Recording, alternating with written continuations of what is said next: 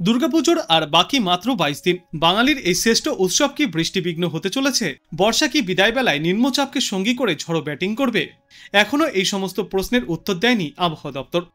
তবে চলতি বর্ষায় রাজ্যে যেভাবে বৃষ্টি হয়েছে তাতে পুজো ঘিরে সংখ্যার কালো মেঘ তৈরি হয়েছে সাধারণ মানুষের মনে। আবহাওয়া দপ্তর জানিয়েছে, পুজোয় বৃষ্টি হবে কিনা তা এত তাড়াতাড়ি বলা কঠিন। তবে বঙ্গে বর্ষা সাধারণত 12ই অক্টোবর বিদায় নেয়।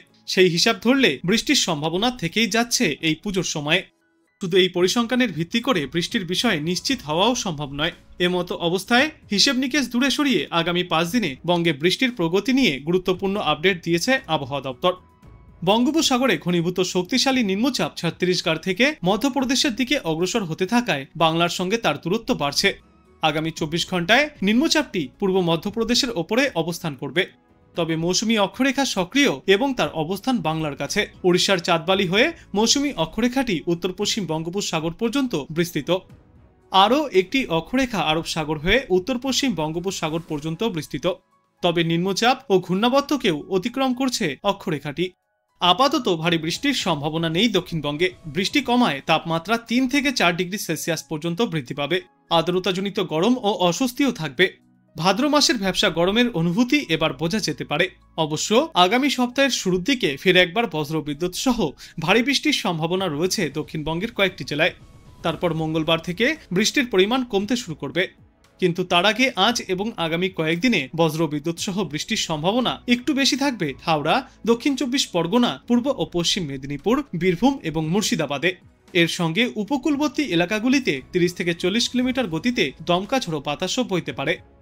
উত্তরবঙ্গের প্রায় প্রত্যেকটি জেলাতেই বিক্ষিপ্তভাবে বজ্রবিদ্যুৎ সহ হালকা থেকে মাঝারি বৃষ্টির সম্ভাবনা। ভারী বৃষ্টি চলবে উত্তরবঙ্গের ওপরের দিকের 5টি জেলায়, তবে তা বিক্ষিপ্তভাবে চলবে।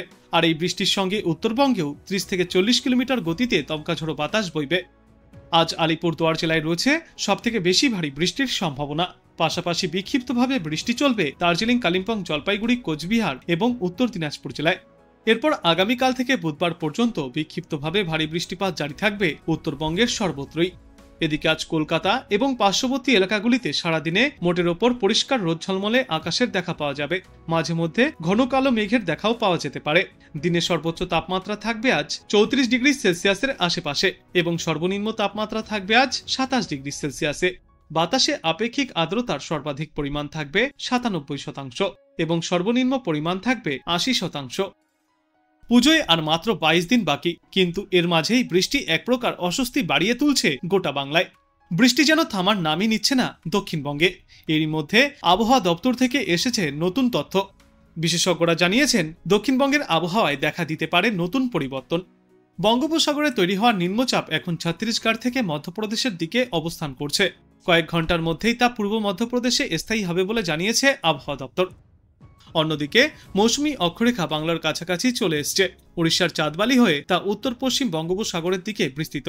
এর জেরে আপাতত দক্ষিণবঙ্গে ভারী বৃষ্টির সম্ভাবনা না থাকলেও বিক্ষিপ্তভাবে বৃষ্টির সম্ভাবনা থেকেই যাচ্ছে। আজ হাওড়া, দক্ষিণ 24 পরগনা, পূর্ব ও পশ্চিম মেদিনীপুর, বীরভূম এবং মুর্শিদাবাদ জেলায় বিক্ষিপ্তভাবে বৃষ্টির পূর্বাভাস রয়েছে।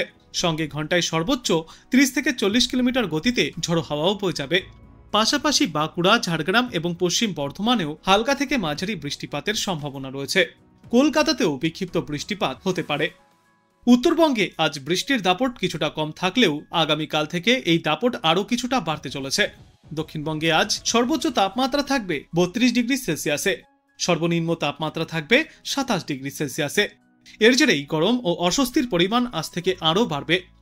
অন্যদিকে উত্তরবঙ্গের দার্জিলিং, কালিম্পং, জলপাইগুড়ি, আলিপুরদুয়ার, কোচবিহার এবং উত্তর দিনাজপুর জেলায় বজ্রবিদ্যুৎ সহ হালকা থেকে মাঝারি বৃষ্টিপাতের সম্ভাবনার কথাও জানিয়েছে আবহাওয়া দপ্তর। সব মিলিয়ে দক্ষিণবঙ্গে পুজোর আগে ভারী বৃষ্টির আশঙ্কা না থাকলেও গরম ও অস্বস্তি কিছুটা ভোগাবে সাধারণ মানুষকে। আর উত্তরবঙ্গের কয়েকটি জেলায় আগামী বুধবার পর্যন্ত বৃষ্টি বজায় থাকবে বলেই জানিয়েছেন বিশেষজ্ঞরা। আবহাওয়া দপ্তরের সূত্র অনুযায়ী পুজোর আগে দক্ষিণবঙ্গের আবহাওয়া কিছুটা রোদ বৃষ্টি মিশ্রিত পরিস্থিতি তৈরি করবে। কলকাতা সহ প্রতিটি জেলাতেই গড়ে দৈনিক ন্যূনতম 15 থেকে 50 মিলিমিটার পর্যন্ত বৃষ্টিপাত হতে পারে। তবে এই সেপ্টেম্বর মাসের চতুর্থ সপ্তাহ থেকে বাংলায় বৃষ্টি বাড়বে। এর মধ্যে 18 থেকে 24 সেপ্টেম্বরের মধ্যে বৃষ্টির পরিমাণ অনেকটাই বাড়তে পারে। এই 7 দিনে রাজ্যের কোনো কোনো জেলায় ন্যূনতম 400 থেকে 520 মিলিমিটার পর্যন্ত অতিরিক্ত বৃষ্টিপাত চলতে পারে। দুর্গাপুজোর ষষ্ঠী থেকে নবমী পর্যন্ত কলকাতা সহ প্রায় গোটা দক্ষিণবঙ্গ জুড়েই বিক্ষিপ্তভাবে হালকা থেকে মাঝারি বৃষ্টিপাত চলবে দিনের বিভিন্ন সময়ে।